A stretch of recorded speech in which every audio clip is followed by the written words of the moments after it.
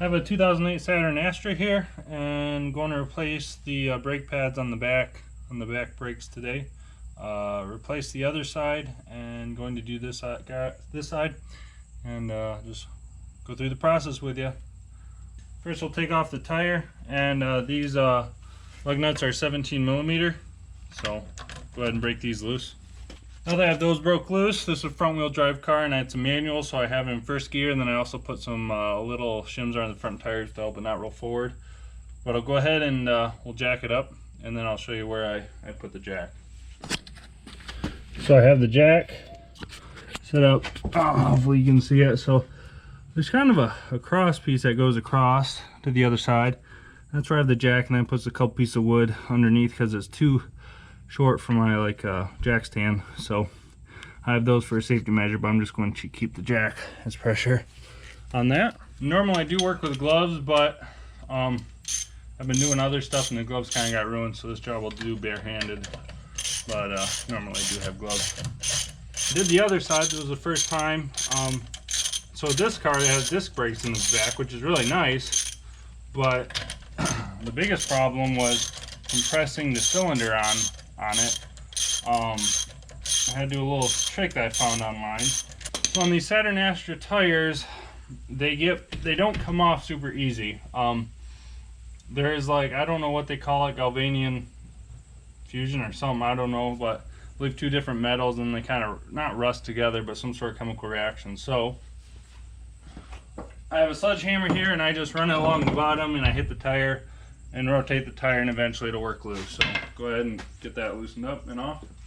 And just run the sledgehammer across the floor and hit the rubber, and then the tire rotates too, which is nice. So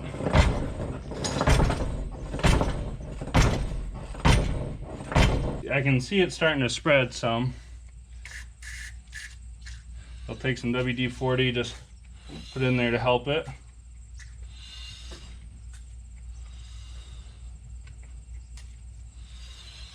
And we'll go ahead and keep going. Almost there. So that's the inside, and it gets bound up in here and along the edge, and then around the hub there. I need a wire brush. Don't have one yet. One of the basic things. I had one around, but I've lost it. So just for right now, I'll use a screwdriver and clean up the corrosion and whatnot.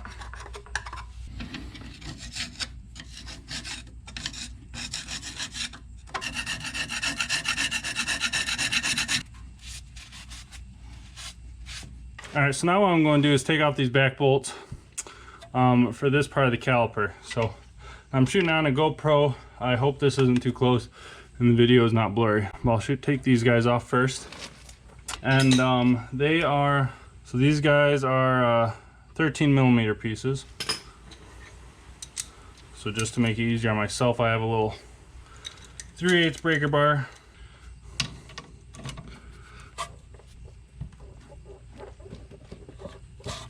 Just like that. We'll get the bottom one. And this car has about 123,000 miles on it. I live in Michigan. I can't remember where it came from before that. I don't know where it came from before that, but so there's some rust. It's not crazy on this vehicle, but it's there. Ouch. Alright, so I might be moving the camera as of when I need to on the video, but got both those cracked loose. I'll take them off. There's one. Second one. So I believe now all we gotta do is pry the caliper off. So let's see. The other one, it was a lot of trial and error, so I didn't do it or finally figured out, but I think this is the way to do this one here. So I'll just pry this out, or try to.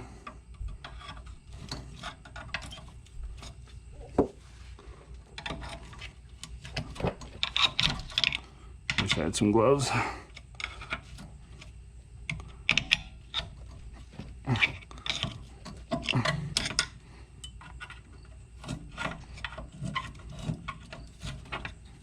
Just like that.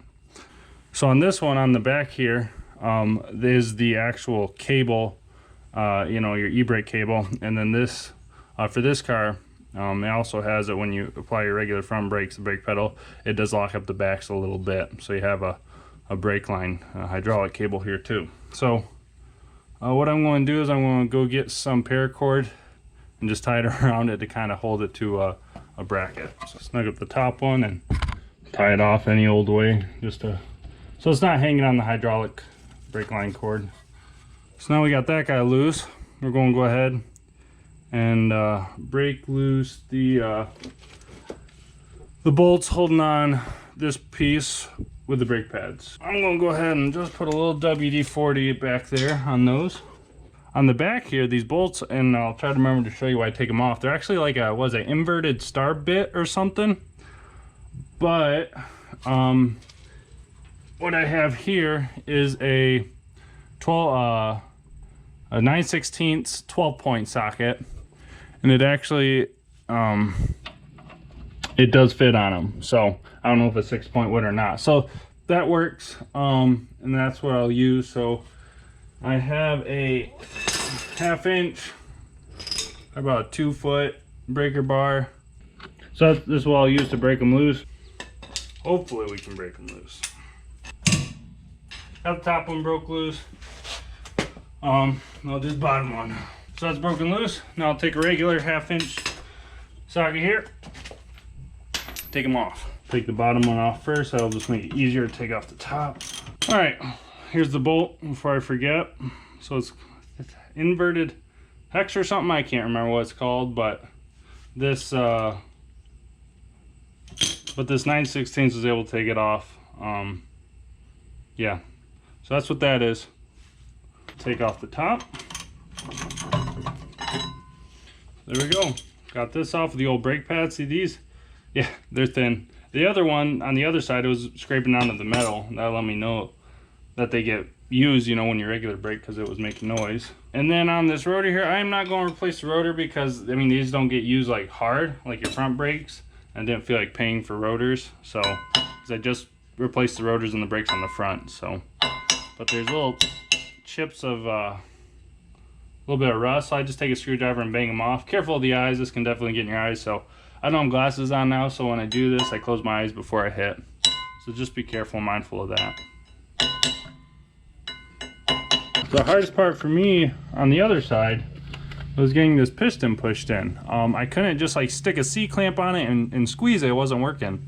Yeah, this boot's kind of folded weird. I'm not having any trouble with the thing sticking, so not sure why it's like how it is. But, interesting. The other boot looked good. This one's folded weird.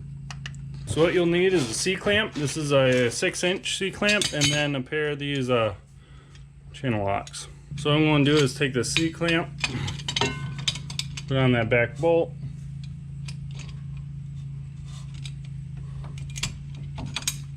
and put it on the center of the piston, and just tighten it up, okay? So what you do is you take your channel locks, and you'll grip the piston and turn it clockwise. And this will take a lot of turns and take some time. Once you get the ball rolling, if I can figure out how to grip, turn a little bit. And make sure you don't grab that rubber boot and twist it and tear it with your channel locks. Your C-clamp will loosen up. It'll loosen it up and you have to reposition it and tighten every time, so it takes a little while. But eventually you'll get there. Well, I had an unfortunate event. So, trying to turn it, the boot was supposed to slide around the cylinder.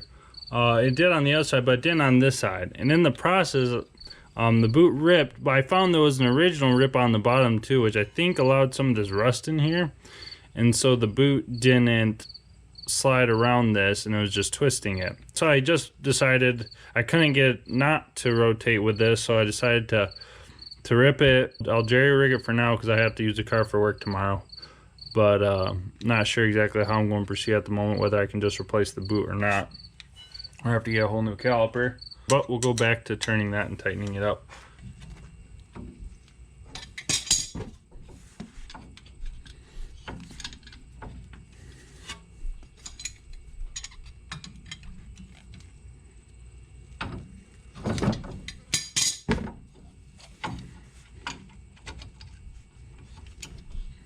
So here we have the new brake pads.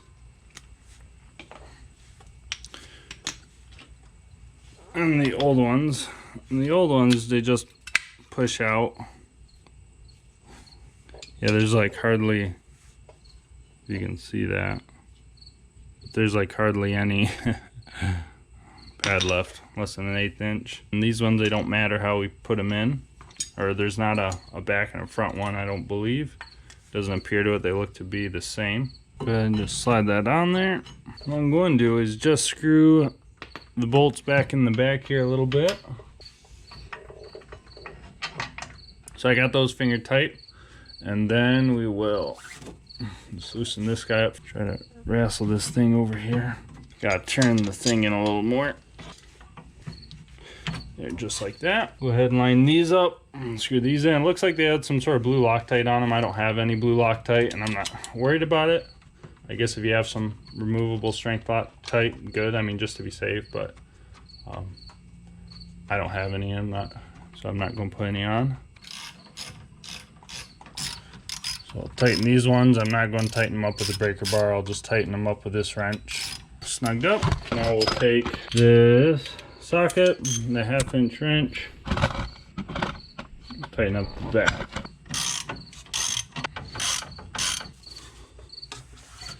So all I have to do now is put the tire back on and then take everything out. So it's 5:18 now, almost an hour from when I initially started everything by jacking up the car. So that was with messing with the boot. So I would say within an hour, 15 minutes, you can have the job done. Thanks for watching this video, and we'll see you around later.